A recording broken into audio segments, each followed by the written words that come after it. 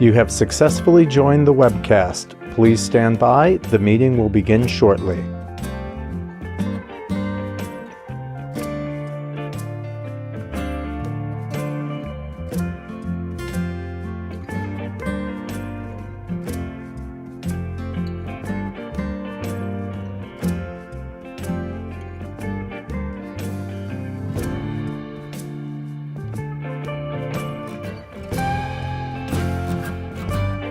You have successfully joined the webcast. Please stand by. The meeting will begin shortly.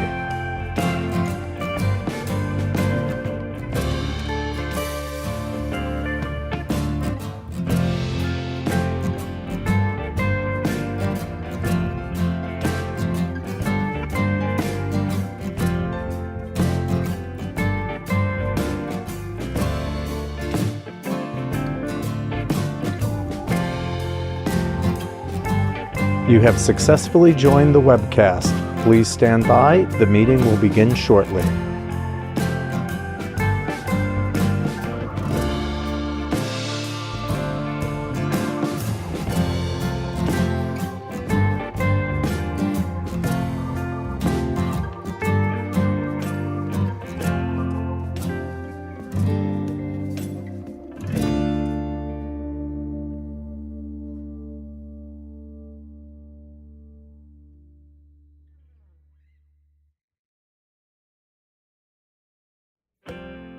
You have successfully joined the webcast. Please stand by. The meeting will begin shortly.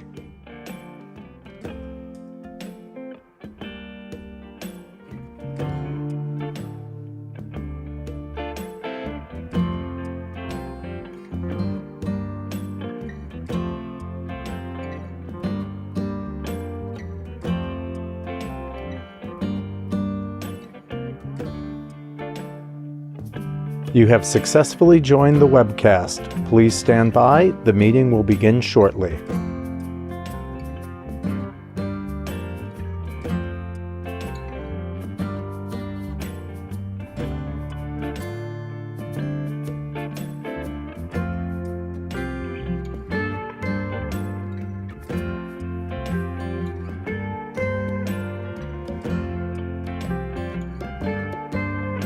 You have successfully joined the webcast. Please stand by. The meeting will begin shortly.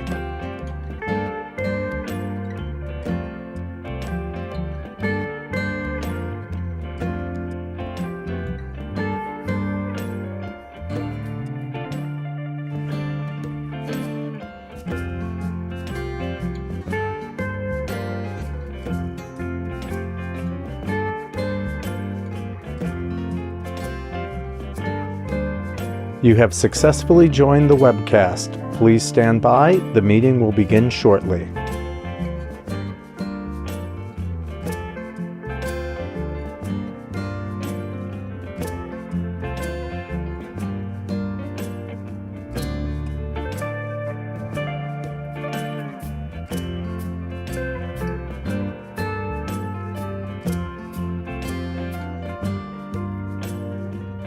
You have successfully joined the webcast. Please stand by. The meeting will begin shortly.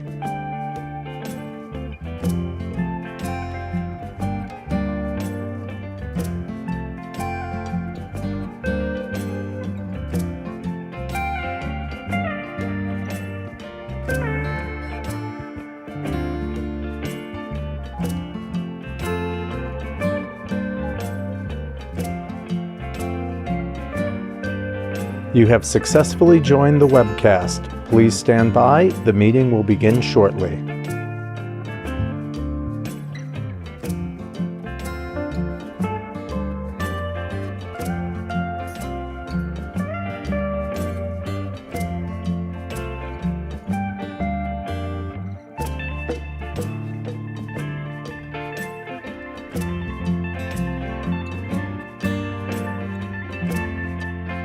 You have successfully joined the webcast. Please stand by. The meeting will begin shortly.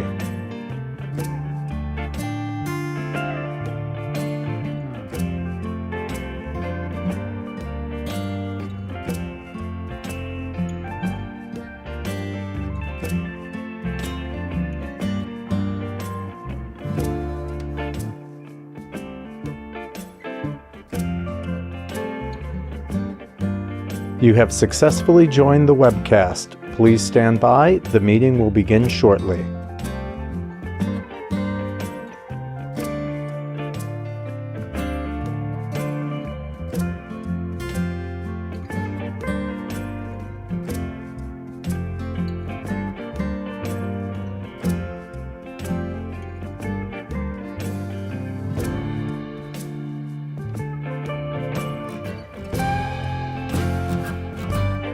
You have successfully joined the webcast. Please stand by. The meeting will begin shortly.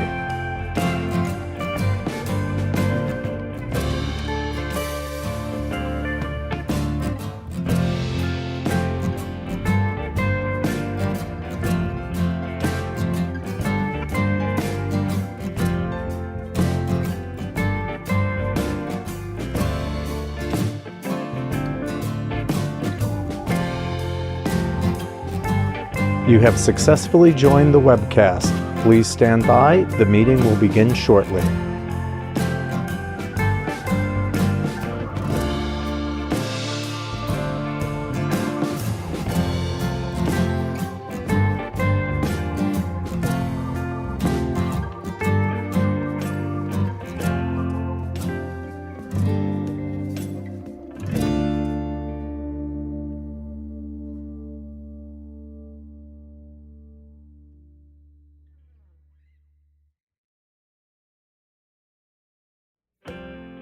You have successfully joined the webcast. Please stand by. The meeting will begin shortly.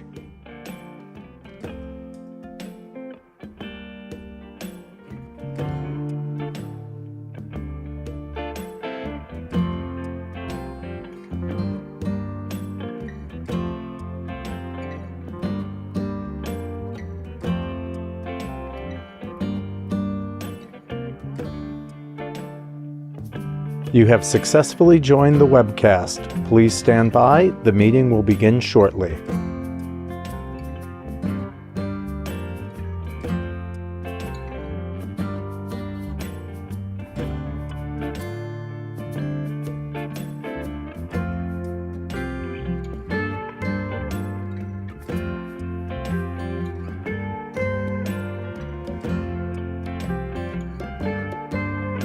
You have successfully joined the webcast. Please stand by. The meeting will begin shortly.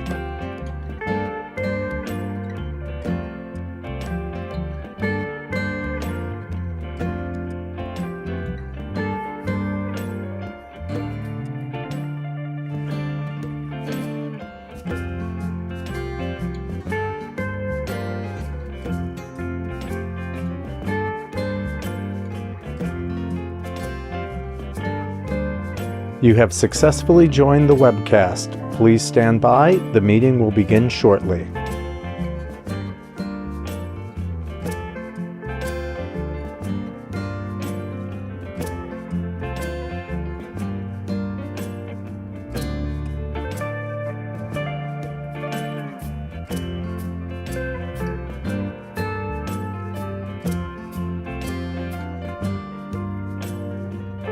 You have successfully joined the webcast. Please stand by. The meeting will begin shortly.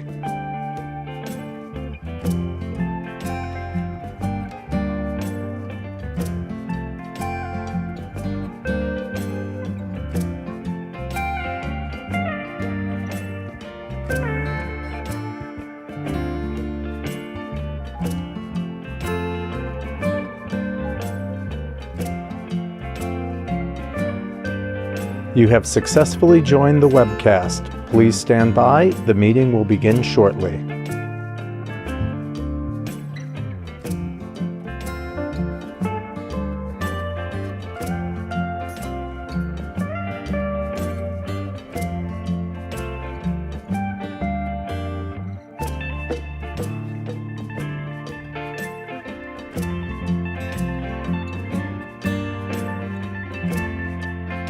You have successfully joined the webcast. Please stand by. The meeting will begin shortly.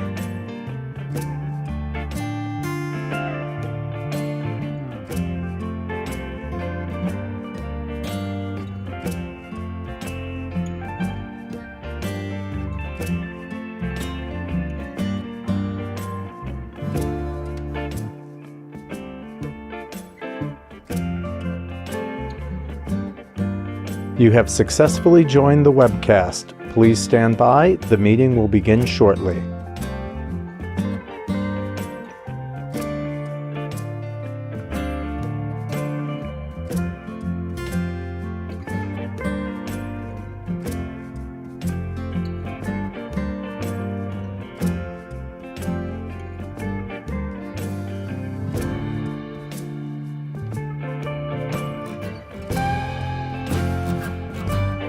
You have successfully joined the webcast. Please stand by. The meeting will begin shortly.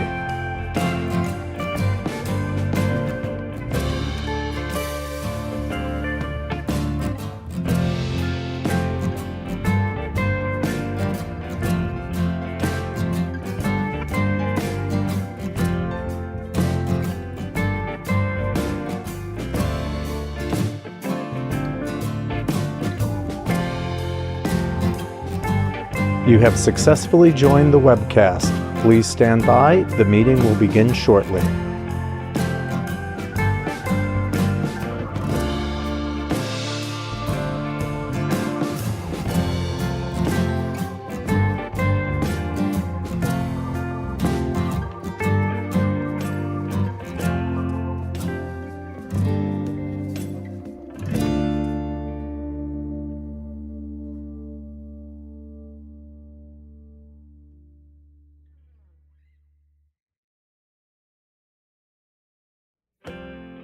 You have successfully joined the webcast. Please stand by. The meeting will begin shortly.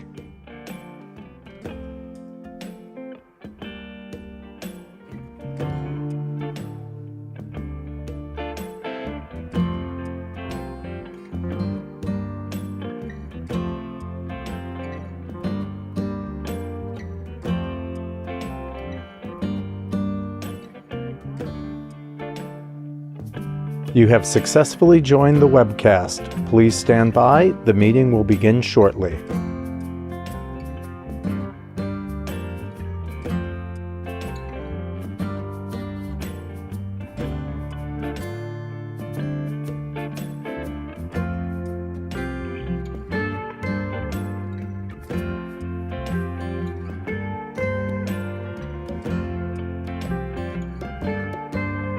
You have successfully joined the webcast. Please stand by. The meeting will begin shortly.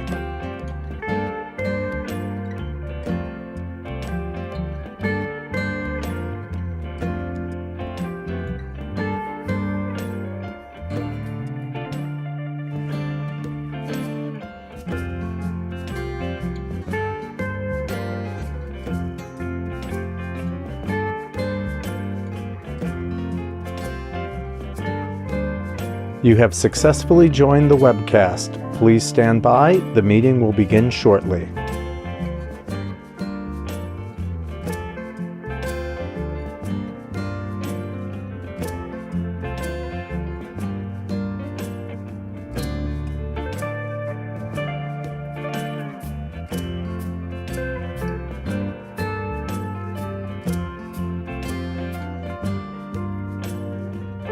You have successfully joined the webcast. Please stand by. The meeting will begin shortly.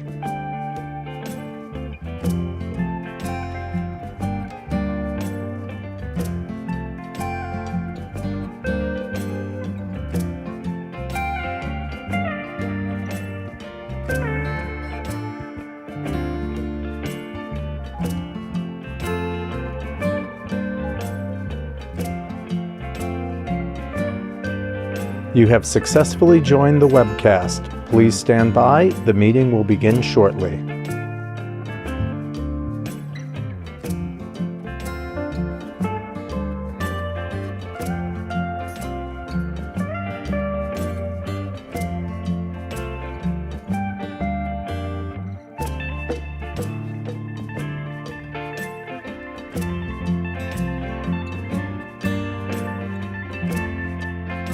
You have successfully joined the webcast. Please stand by. The meeting will begin shortly.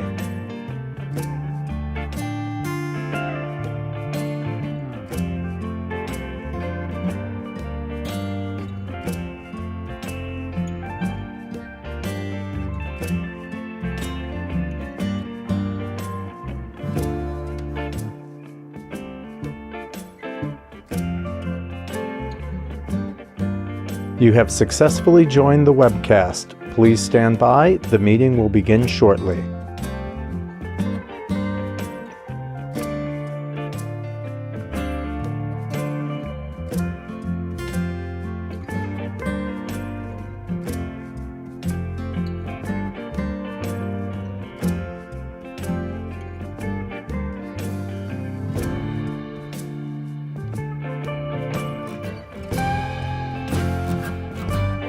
You have successfully joined the webcast. Please stand by. The meeting will begin shortly.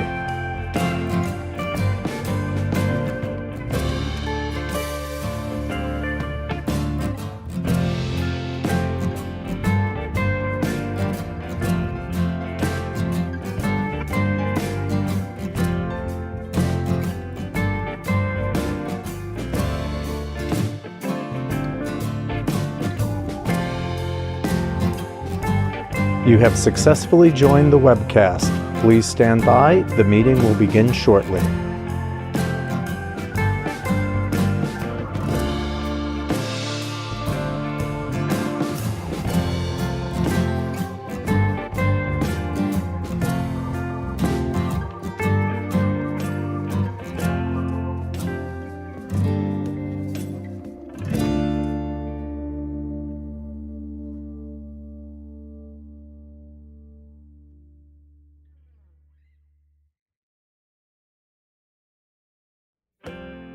You have successfully joined the webcast. Please stand by. The meeting will begin shortly.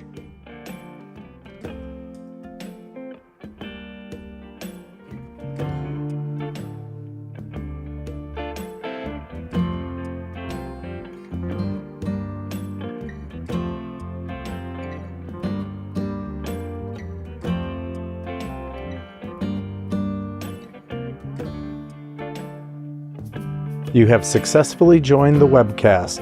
Please stand by. The meeting will begin shortly.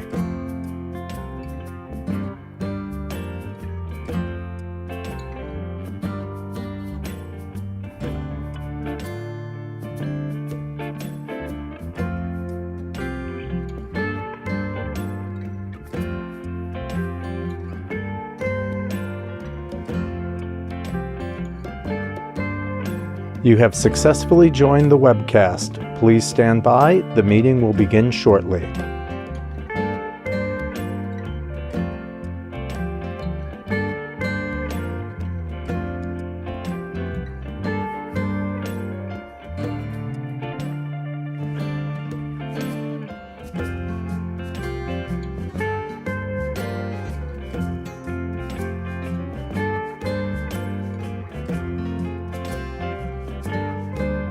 You have successfully joined the webcast. Please stand by. The meeting will begin shortly.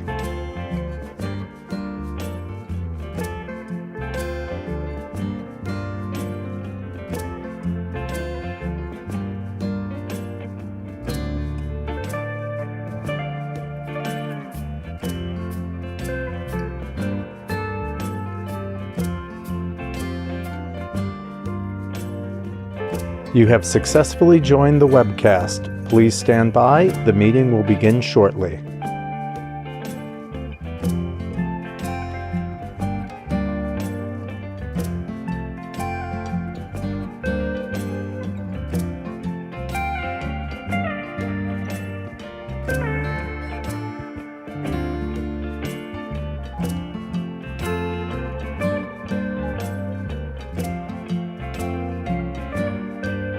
You have successfully joined the webcast. Please stand by. The meeting will begin shortly.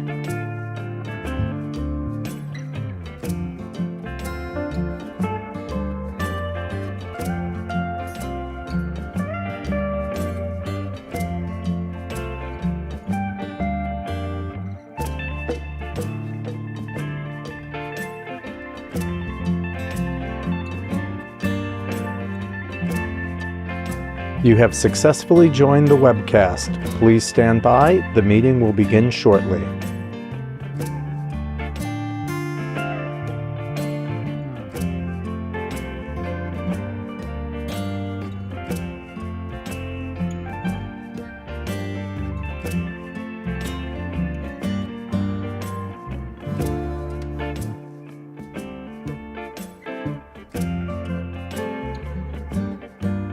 You have successfully joined the webcast. Please stand by. The meeting will begin shortly.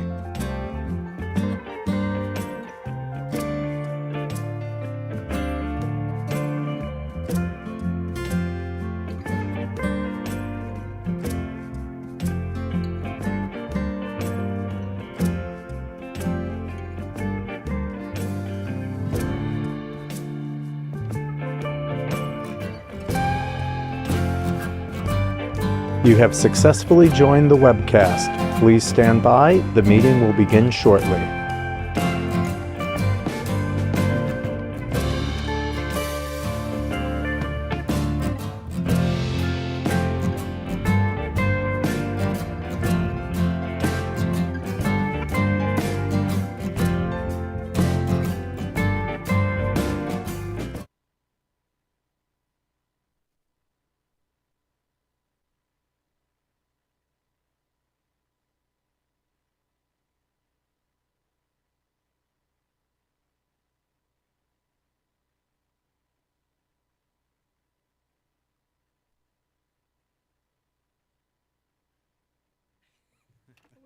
I know. How's it going?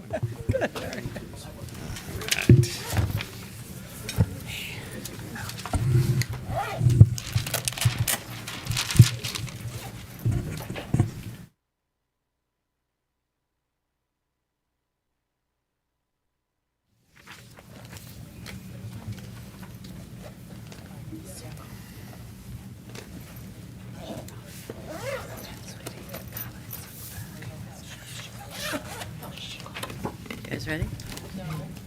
We're having a pen crisis. Okay. Well, do you have any extra pens? Do you have an extra pen? I have a pen. There you go. Debbie. Oh, never mind. We're ready.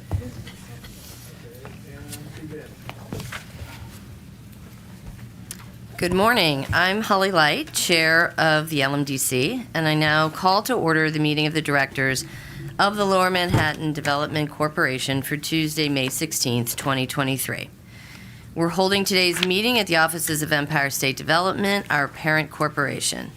In advance of today's meeting, the directors have received relevant written materials and comments submitted by the public, and directors are free to ask questions at any time. Consistent with the policy of our parent corporation, we welcome public comment on the actions considered on today's agenda. After the item is presented and any comments are received from directors, we will allow members of the public to provide comments. All comments must be limited to 3 minutes each and should only address the item that's under consideration today. In addition, the public was given the opportunity to comment on agenda items by submitting written comments on or before 12 o'clock p.m. Monday, May 15th, 2023, to public comment at renewnYC.com. Approximately 163 comments were received. Of these, 14 were original, and the rest were a form letter that was signed by multiple people. All of those comments were provided to the directors in advance of today's meeting and are posted online to this meeting's webpage. Before we begin with the substantive portion of the meeting, I'd like to ask the directors whether anyone has potential respect to any of the You have successfully joined the webcast. Please. Business is approval of the minutes of the directors' meeting of March 14th, 2023. Are there any questions, comments, additions, or deletions to those minutes? Okay. May I have a motion for approval, please? So moved. Thank you, Mehul. A second? Second. Thanks, Carl. All in favor? Aye. Aye. Any opposed? Great, the motion carries, and we will move on to the action item for the World Trade Center Site 5. I will hand it over to Toby Jayasimi, who is Assistant Vice President of ESD for Real Estate and Community Relations and the Project Manager for World Trade Center 5. Toby. Thank you, Chair Light. Good morning. The directors are requested to take action on the World Trade Center Site 5 development project related to affirmation of amendments to the modified general project plan, override local zoning regulations, authorize the disposition of real property, provide authorization to execute initial agreement, a vehicle screening center easement, deed and project documents, as well as authorization to take related actions. The project was first introduced to the directors over 2 years ago So before continuing with today's requested actions, I'd like to offer some background information. As you know, the World Trade Center General Project Plan was originally adopted by LMDC in 2004 to provide for memorial and cultural uses, as well as commercial redevelopment of the World Trade Center after the September 11 attacks. The plan provided for 5 commercial towers, public open space, and a performing arts center surrounding the memorial and memorial museum. The 2004 World Trade Center General Project Plan allowed for commercial and/or hotel use on Site 5. Site 5, located at 130 Liberty Street, is the southernmost site of the World Trade Center campus and the location of the Deutsche Bank building, which was severely damaged on 9/11. LMDC used HUD Community Development Block Grant funds to acquire, remediate, and clear Site 5. In 2006, the Port Authority and LMDC entered into a memorandum of understanding by which LMDC would swap 130 and 140 Liberty Street, including Site 5, with the Port Authority for property it owned at the center of the campus to enable the 9/11 Memorial and Memorial Museum, as well as the Performing Arts Center, to be built within and proximate to the footprints of the Twin Towers. In response to community board input, LMDC began discussions with the Port Authority about the possibility of allowing for a residential development at Site 5. In 2019, LMDC and the Port Authority entered into another memorandum of understanding to jointly issue an RFP at Site 5 that would allow for as-of-right commercial development or mixed-use development, including a requirement for an affordable housing component, which would require a modification to the general project plan. In early 2021, after a competitive RFP process, a mixed-use project and a development team of Silverstein Properties, Brookfield Properties, the Bar Development, and Omni New York was conditionally designated. Since conditional designation, there have been over 30 public engagement meetings on the proposed project, including meetings with the Community Advisory Committee, presentations to Manhattan Community Board 1, and meetings with project stakeholders, such as the Coalition for 100% Affordable World Trade Center Site 5. When the proposed project was first introduced, the public review process for the modifications to the general project plan to allow for mixed-use development, as well as the public review process for the real estate transaction and deal terms, were expected to be carried out simultaneously. In response to requests from local elected officials, and to allow for more time for discussions around increasing the project's affordability requirement, the processes were bifurcated. The World Trade Center Site 5 General Project Plan was presented to the directors in November 2021 for consideration of the modifications to the World Trade Center GPP. In April 2022, after a public hearing, which was held in January of 2022, and a public comment period, which was open through mid-February 2022, the directors approved modifications to allow for mixed-use development in addition to the already approved commercial use at the site. In July of 2022, the directors approved the start of the public review process for the proposed project, including an amendment to the MGPP to override certain zoning requirements to allow for construction of the project in accordance with the mixed-use design guidelines and the proposed real estate transactions. A virtual public hearing was conducted on September 15, 2022, followed by a public comment period through October 17, 2022. 19 of the 27 commenters during the public hearing called for an increase in affordability, most demanding a 100% affordable project. There were 8 supportive commenters who highlighted the opportunity to create thousands of construction jobs and develop a mixed-use tower with hundreds of affordable units without direct public cash subsidy. Of the 18 written comments submitted through the close of the comment period, 14 comments urged for increased affordability, and 4 comments provided for general support of the proposed project. In response to the public comments, requests from local elected officials spanning over 2 years of discussions, and to deliver additional public benefit, the proposed project's affordability requirements have been increased from 25% to 30%. The proposed project would deliver a minimum of the approximate 1,200 units with 30% permanently affordable at an average of 85% of area median income. For discussion purposes, this means 360 low to moderate income earning households will be able to live in Lower Manhattan.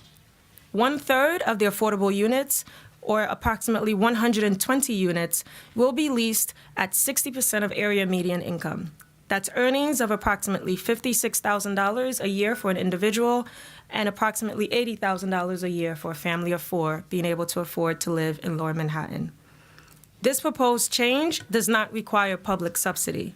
The permanent affordable housing requirements would be governed by a regulatory agreement to be administered by New York State's Affordable Housing Agency, Homes and Community Renewal. The regulatory agreement will address unit distribution, marketing, and leasing requirements, as well as compliance with the agency's requirements. The project may deliver additional affordable units if public subsidy or public funding source is identified by April 2024. Increasing the number of affordable units would require millions of dollars in subsidy. For example, per analysis provided by the development team and shared in various public presentations, approximately $120 million would be needed to increase the affordability to 37.5% of the units at an average of 80% of area median income. Increasing affordability to 50% of the units would require approximately $500 million in subsidy. Last year, the Coalition for 100% Affordable 5-World Trade issued a feasibility study that proposed two options for a 100% affordable project. The first option, a 1,600-unit building, would require at least $600 million in subsidy. And the second option, an 800-unit building, would require at least $154 million in subsidy. The Coalition's analysis assumed that the land would be offered at a nominal amount, taking away the over $249 million appraised value of the site, and further analysis did not consider the equity need, the value of the hundreds of Section 8 vouchers that would be proposed for the 100% affordable building, or the cost of maintaining and operating a 100% affordable tower in perpetuity.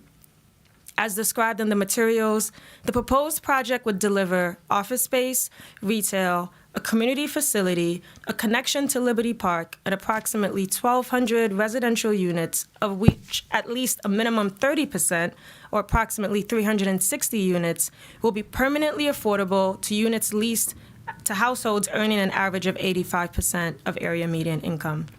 The estimated total development cost for the project is over $1 billion, and during construction, the annual base rent would be $1.345 million, and after construction, the annual base rent steps up to the greater of 21% of cash flow before debt service, or a minimum base rent of $12.5 million annually with a 2% escalation. Per the MOU with the Port Authority and LMDC that was described earlier, the rent payments would be made to the Port Authority. And has been described and discussed at past board meetings, there is a revenue sharing agreement between the Port Authority and the city. There are ongoing discussions about the agreement details, and senior staff will be supportive in finalizing those terms. The proposed project would be subject to a payment in lieu of taxes or pilot agreement that would require the tenant to make payments to the city equivalent to real estate taxes applicable to if ESD were not owner of the site, reduced by the equivalent value of an affordable housing benefit program, or 421A. Since ESD would enter into the lease with the developer, the LMDC directors are being asked to approve the transfer of Site 5 to ESD, as well as an easement to the Port Authority for certain minor encroachments onto Site 5. I'd like to note that the mixed-use design guidelines have been revised to enhance guidelines for the community facility and also to enhance the vertical circulation to the community facility, including the pedestrian bridge to Liberty Park and the through-site connection. With the requested actions, the directors will affirm amendments to the modified general project plan, override local zoning regulations, authorize the site disposition, provide authorization for staff to execute the initial agreement, the vehicle screening center easement, deed and project documents, and authorization for staff to take related actions. Thank you, and I'm happy to answer any questions. Toby, thank you. And I want to thank you for your years of hard work on this project. It's easy to come to a meeting like this and forget or not know everything that went into coming to a day like today, but it's been a ton of work by a lot of people. So thank you, Toby, for your leadership on this. Do the directors have any questions or comments? I have a question. Alicia? You mentioned that when we have moved from the 25 to the 30% affordability program, that the expectation is that the pilot would be based on, I gather, what we're now referring to as the expired or expiring 421A program. Again, I'm not as familiar with the details right now, but is the proposed income mix of the 30% actually consistent with the current Affordable New York statute? My understanding is that Affordable New York has also sunset and is no longer in place, but the AMI ranges of 60% to 110% does mirror one of the Affordable New York options. I can't recall which at this moment. I want to say option G, but I might be misremembering. But there is similar programming that offers that low to moderate income range for affordable programs. Okay, but I guess a question / the decision with respect to what the board is about to vote on is that the economic terms of the agreement and the payments that will be made to the city of New York under the pilot, the assumption of the calculation of those pilot payments will be based on a cross-reference to whether it's expired or sunset or not. The calculation that New York City Department of Finance will make will be based on the schedule of 421A payments. That's correct. So if I am the treasurer of New York City, if such a thing existed, my expectation in terms of my lease payments will be based on the abatement schedule currently encapsulated, notwithstanding whether or not the actual affordability mix mirrors a particular requirement. That's correct. Any other comments or questions from the board? Okay, we'll have an opportunity after public comment to come back to you. Since there's not, we understand that there are members of the public who would like to provide comments. So we will move to that, and just a reminder to keep comments to the 3-minute limit. When your name is called, please proceed to the podium to provide comment, and Joel, I think you will be providing the name of the first 5 speakers, and we'd ask the first one to please come to the podium. That's right. So the first 5 speakers are Emily Lang, Connor Allerton, Tammy Meltzer, Carlo Casa, and Carol Lamberg.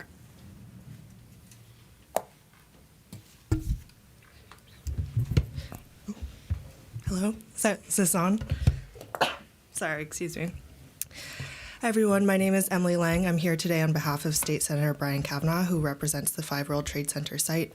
We've already communicated this in a letter to the Board of Directors, so I'll be brief, but we want to reiterate that we are strongly opposed to moving forward with the public approvals for the proposed project and related real estate transactions at World Trade Center Site 5 before securing the additional resources necessary to increase affordability at the site. We urge you to pause now and reconsider. All of the elected officials, including Congressman Goldman and Councilmember Marte, whose offices are represented here today, as well as Manhattan Borough President Mark Levine, Assemblymember Charles Fall, Manhattan Community Board 1, and community advocates are unanimous in our opposition to moving forward. We strongly believe that public agencies that control a major development site in a community where affordable housing is so scarce would work to provide greater levels of affordability than deals that are typically done on private development sites. We urge your agencies to continue to work with the state and the city, the developers, the elected officials, and the community to identify additional funding sources before moving forward. Again, we strongly urge you to pause and reconsider. Thank you. Thank you. Connor Allerton.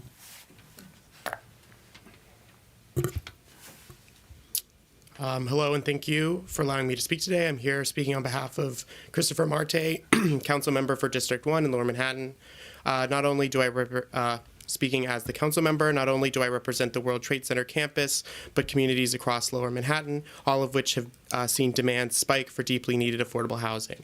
In my district and across the city, scores of rent-stabilized units have been lost to loopholes and demolition, while luxury condos replace them in fewer units and with massive price tags.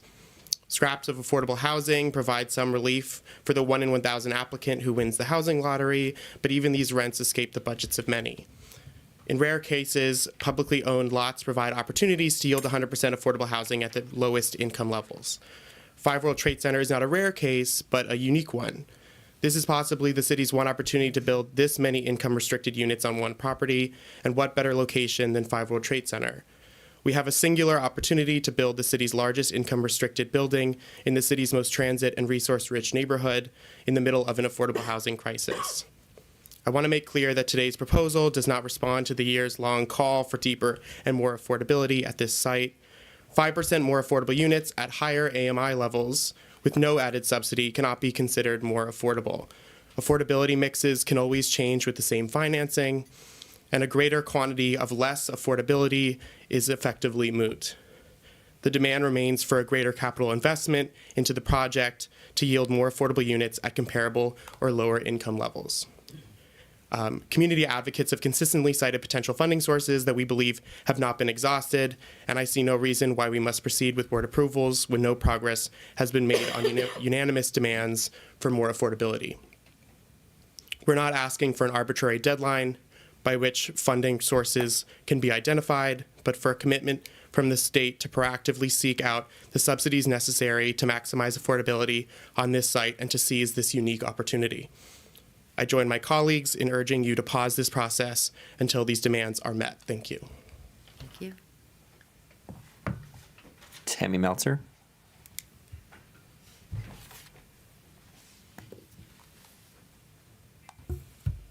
I'll wait for the timer. Good morning, Chair Light and esteemed members of the LMDC Board. I'm Tammy Meltzer, Chair of Manhattan Community Board 1 and formerly of the Residents Advisory Council of LMDC. For the past 2 years, CB1 area residents, all of our congressional, state, city representatives and borough leadership, housing organizations, and others have made it clear that their desire that LMDC substantially increase the number of affordable housing units at 5 World Trade Center. The state created LMDC to oversee the $2.8 billion in HUD grants for the purposes of rebuilding the World Trade Center disaster area. And even though it was in their mission statement, they did not create substantial affordable housing in CB1. Until this current project, Tribeca Site 5B was the showpiece for Community District 1 portion of your portfolio. While this project was an incredible example of post-9/11 economic stimulus and community renewal, it yielded a grand total of 77 income-restricted units that are all due to expire in less than a decade. Funding, CB1 stands ready to work with our elected officials to find projects that are eligible for funding and help solve what is widely reported and described as a housing crisis in our region. Ultimately, the creation of mixed-use building that is primarily luxury housing is tantamount to designing a gated community on public property. Our 9/11 survivor community demands better as we're still among those who pay the ultimate price for these attacks. Just last night, we lost another local advocate to 9/11 related complications. And as I stand before you and I think back to the early days of LMDC, when he, along with so many of us, had hopes for rebuilding Lower Manhattan as an example of inclusion with socioeconomically diverse housing to support schools, businesses, and storefronts. Many of us who worked in the World Trade Center campus and even 130 Liberty lived within walking distance of the site. But the loss of affordable housing with the rebuilding has allowed the bidding up of real estate to push too many of those same people out of the homes and neighborhoods. The income profile of Lower Manhattan residents has shifted over the last 20 years to reflect far fewer middle-income and working-class families as a share of our population. Voting to move this process forward while leaving so many stones unturned would not be fitting one of LMDC's final acts before becoming another part of our 9/11 history. We request that you pause and not vote today. Thank you for the time and the opportunity to speak. Carlo Casa.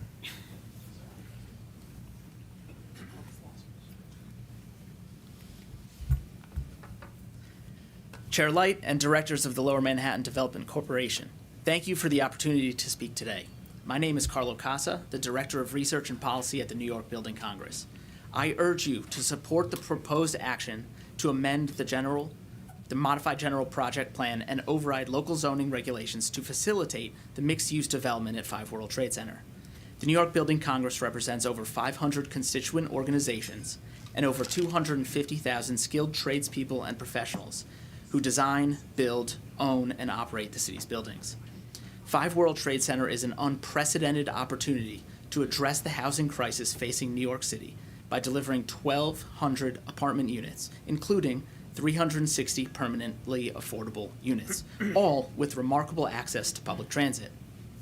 As a mixed-use development, this project will help create a vibrant 24/7 community, particularly with its emphasis on public and community spaces. New York City is in a serious housing crisis, and without projects like 5WTC, the crisis will only grow. This project by itself would deliver 5 times the number of affordable homes produced across all of Lower Manhattan in a typical year, and with permanent affordability. We commend the development team and public sector agencies for working together to maximize the amount of affordable housing that could be provided at this site without public subsidy. 5WTC will also bring in over 10,000 construction jobs and create $1.9 billion in economic output, a critical step in our pandemic recovery. I urge the board to support the development at 5 World Trade Center, which will provide much-needed affordable housing, public spaces, and economic growth. Not later, now. Thank you for your time. Carol Lamberg.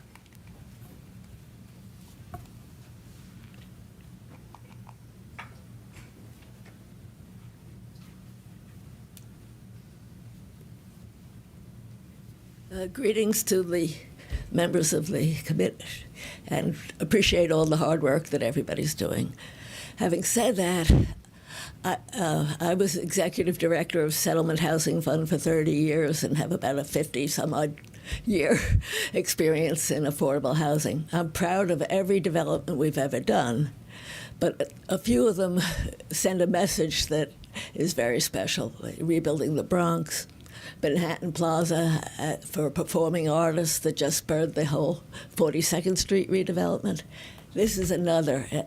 What a special message it would be to the country if we had 100% affordability with special outreach to first responders and to 9/11 survivors. I think we could find the resources. My founder of Settlement Housing Fund used to say, when government wants to find the money, they can do it. To me, if we went to HUD and got maybe 500 vouchers, we could, from the 2024-25 allocation, and there are several 100,000 vouchers available, some don't even get used, and if we could mix up some of the fair market rent calculations, I believe we could get to much, much more affordability. But it's going to take some work, and so I join my colleagues. It's been here we have a group of people who live in a very well-to-do neighborhood who want affordable housing. When you read about all the projects that die because of local opposition, this is another beautiful message to send to the world. So I hope that, I know you've all worked hard to get this far, but I hope you can pause a little bit longer and roll up our sleeves. We'll all be there with you to achieve maximum affordability at 5 World Trade Center. Thank you for this opportunity. Okay, our next 5 speakers are Mariama James, Richard Corman, Tanya Prado, Daisy Paez, and Jill Goodkind. So, Mariama James.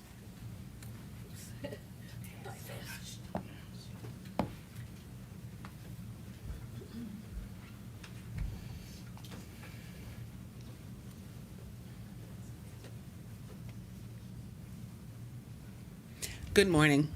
I'm an officer at Community Board 1 and of Downtown Independent Democrats, two major supporters of 100% affordability. I'm also the last known remaining Black resident in CB1 since the 1970s.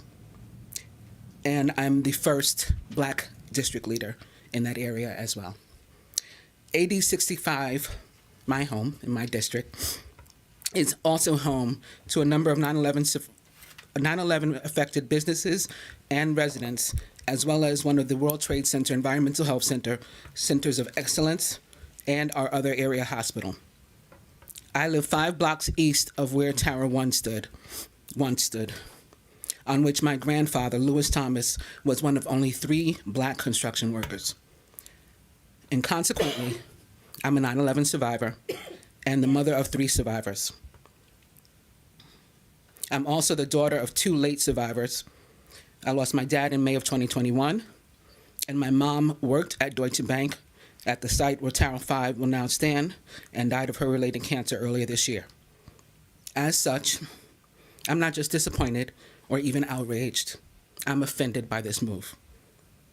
By vowing to move forward on behalf of private interests on public land without the support of the area's actual members of the public, or our local government at any level, the LMDC has become a rogue agency, something with which the 9/11 community is unfortunately familiar.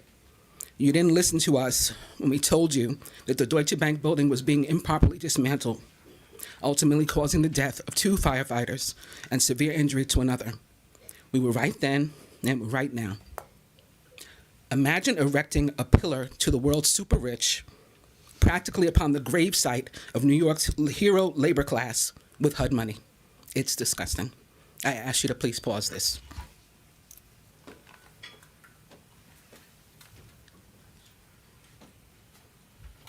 Richard Corman.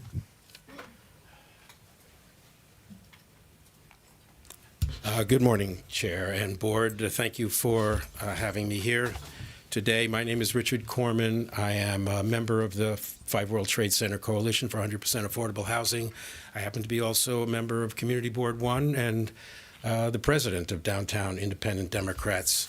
And I'm only here to say a few words because you're going to hear much more from some of the other speakers here. I want to be clear first that the coalition has always supported, continues to support, a mixed-use development project on this site with affordable housing. It is, as noted by Carol a moment ago, that there are local residents around this city that have been accused of finding ways to put obstacles so that affordable housing is not put in place. It is exactly the opposite of what we have worked for 2 years, more than 2 years, to in fact bring real affordable housing with real social and economic diversity into this community, and also, very importantly, to recognize the contributions of the the World Trade Center, the 9/11 survivors and first responders. This is an opportunity here, public land, public property, where we can make a real difference. We can make an enormous statement. It's important to note that what you heard earlier was that this site, this project, has no public subsidy to it. No public subsidy. It's unheard of. Everyone understands that affordable housing requires public support, public financing. It's unconscionable that we could move forward today without having located the financing that could actually bring much more needed affordability to a community that has lost thousands and thousands of affordable apartments. We need to pause now and work with our elected officials, work with the agencies together. We appreciate what they've done. We appreciate the agencies have worked with us for these last 2 years, but we have not reached the goal. And the goal is to significantly increase affordable housing on this site. And we urge that you pause this vote, we pause this project right now until we can actually find serious affordable housing, find funds for serious affordable housing increase on this site. And I thank you very much. Tanya Prado.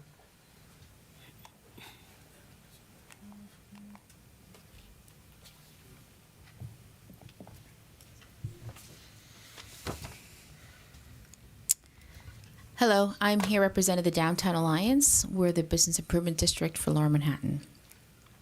What was once an overwhelmingly commercial district, Lower Manhattan is now a vibrant mixed-use community.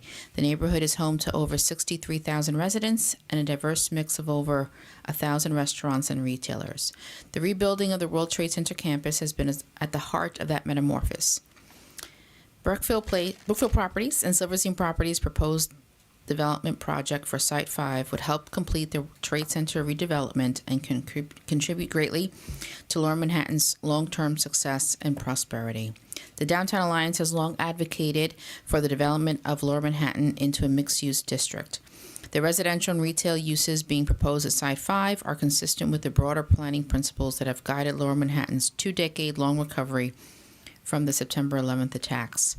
Bringing new residents into the area is more important now than ever before to provide a larger, consistent customer base for our retailers and restaurants. Everyone acknowledges that far too little affordable housing has been built in Lower Manhattan. While well over 21,000 housing units have been built in the district since 2000, only 552 have been affordable. The current plan, as proposed, an increase to 30%, meaning 360 out of the 120 units would be permanently affordable units for the Families and Community Board 1. That is 65% of the total number of units that have been built over a generation. Not only does this project provide that many units, it does so without public subsidy and with permanent affordability.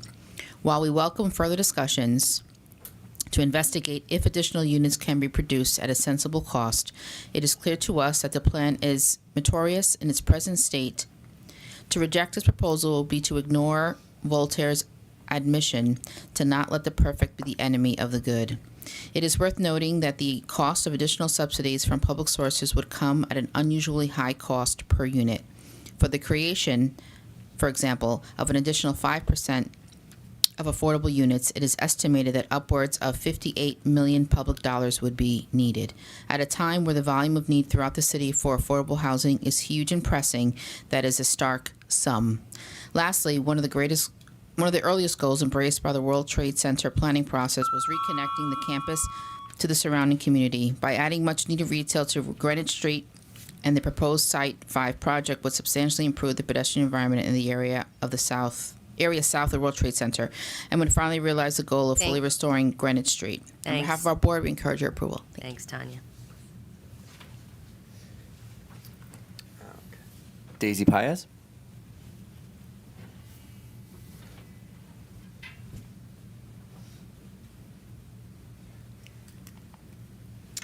Hello, everyone. My name is Daisy Paez. Thank you for the opportunity to speak to you today. I am a lifelong resident of the Lower East Side. I am the district leader of Assembly District 65 Part B, and I am proud of the Education Alliance community, a proud member of the Education Alliance community. I'm here to give my strong support for the planned 5 World Trade Community Center development. Moving this project forward would allow Education Alliance to expand into a state-of-the-art facility in a landmark location and allow them to better serve the needs of all New Yorkers. To understand just how special an organization like Education Alliance is and how invested they are in the lower community, you just have to take a look at my story. I was first introduced to Education Alliance when I was a young mother looking for a daycare. I brought my 3-year-old daughter to enroll in Education Alliance preschool. At the time, I was 35, had no job, no training, and a young child. Life was pretty stressful. But after enrolling my daughter at Education Alliance, I found out they were just as interested in my success as they were in hers. They took the time to learn who I was and asked me how they can help. With Education Alliance support and much encouragement, I was able to get my GED and eventually attend college. They gave me a job as a receptionist, and I retired 25 years later as the Manny Cancer Center community liaison, helping to bring important issues from the community to the attention of Education Alliance leadership and helping the community understand the many resources Education Alliance had to offer. What I want everybody here to understand is that my story is not unique. Education Alliance has helped so many people who live in the lower Manhattan achieve their dreams. What makes Education Education Alliance so special is that they understand that everyone's version of American dream is different, but they believe that everyone deserves the chance to live their dreams no matter what zip code they live in, what color their skin is, what accent they have, where they went to school, or where they work. They also believe that our city and our country are stronger if our cities and communities are stronger. That is why they have always remained invested in the success of people in the lower Manhattan. And it's why they always show up for New Yorkers when we need them the most, whether it was at the tragedy of 9/11 or Hurricane Sandy or now the pandemic. I can't finish it, so thank you for allowing me to speak. Thank you. Thank you. So we're going to go with our next batch of speakers. We have Patricia Gray, Anya Horberger, Victoria Ferriello, and Howard Slatkin. So, Patricia.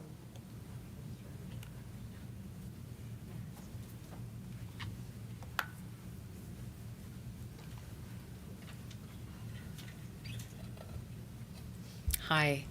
I'm a member of the Coalition for 100% Affordable World Trade Center 5. I had some comments prepared for today, but my colleagues in the coalition are doing a fantastic job, and there's no reason for me to duplicate what's being said. I sincerely hope that there will be a big pause to allow this to happen, to find the funds. That's it. Thank you. Anya. Excuse me. Anya. Good morning, distinguished board members. I serve as interim president and CEO of Education Alliance, and I'm here today to voice our strong support for the development of 5 World Trade Center.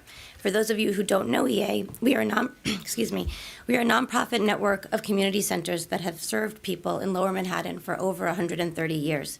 EA was originally founded to meet the needs of Jewish immigrants arriving in the United States. Although the demographics of the communities we serve have changed over time, human needs have not, and neither has our mission to help all people realize their version of the American dream. Today, our network of community centers and community-based programs includes 4 brick-and-mortar centers across Lower Manhattan, serving over 50,000 New Yorkers in an average year. As you heard from our community member earlier, no matter which of our programs or centers you engage with, our message is the same: you belong here. Our goal is to turn strangers into neighbors and make high-quality, transformational community programs and social services accessible to all New Yorkers. At the Manny Cantor Center, for example, all of our programs and services are economically integrated and offered at a sliding scale rate, including free of charge. Our board's strategic vision for the organization over the next several years includes exploring ways to increase our impact in Lower Manhattan. The prospect of operating a community space in 5 World Trade Center is well aligned with these goals.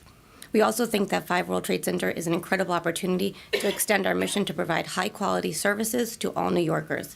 In a building with different uses, as well as residents from many different backgrounds, a community space operated by EA offers a unique opportunity to bring people together in a brand-new world-class facility.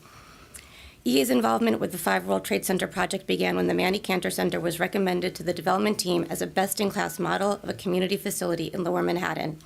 We have since entered into an agreement to be the operator of the facility at 5 World Trade Center, and we are grateful for this chance to extend our mission to another neighborhood in Lower Manhattan. As with everything we do at EA, our first step will be a thorough community needs assessment to ensure we understand which programs are most needed by the people living, learning, working, and raising their families in this part of Manhattan, and how we can be most impactful. This work will help us determine the types of programs we will ultimately provide at the 5 World Trade Center community facility. Thank you for your time this morning. I hope I have communicated how excited our organization is by the chance to operate a community facility in the new 5 World Trade Center building, how seriously we take this responsibility, and how aligned this new space will be with our current mission to bring high-quality, transformational programs to all New Yorkers. Thank you. Thank you. Victoria Ferriello.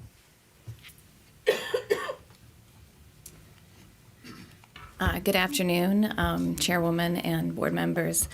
My name is Victoria Fariello, and I am a Democratic District Leader in Lower Manhattan, where I've lived since 1998.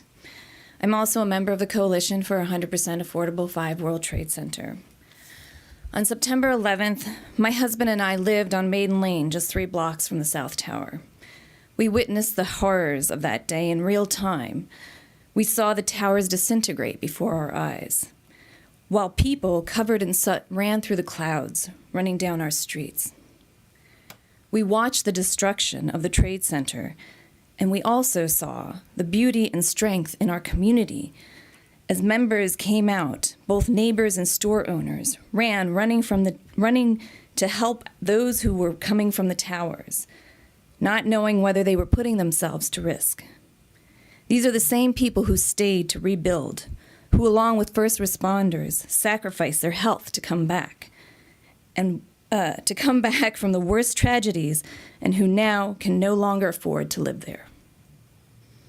If you are listening, you are hearing a lot of pain and anger from people testifying. You hear the hurt from broken promises to a community who gave their all to bringing our city, our country, back from the worst terrorist attack in history. Since the birth of the LMDC, the community has asked for affordable housing. Indeed, it was one of the founding principles of the LMDC. The LMDC owes it to the community that stayed to rebuild and the thousands who came after to fulfill this promise, to create true affordable housing. The current proposal for 300 or 360 units in an area that has lost over 6,000 affordable units is simply wrong. We ask that you pause for the LMDC to proactively work with us and engage with the sources such as the Battery Park City Joint Fund. This plan is unacceptable. I respectfully urge you to pause the plan until we have addressed the urgent need for affordable housing. Thank you. Howard Slatkin.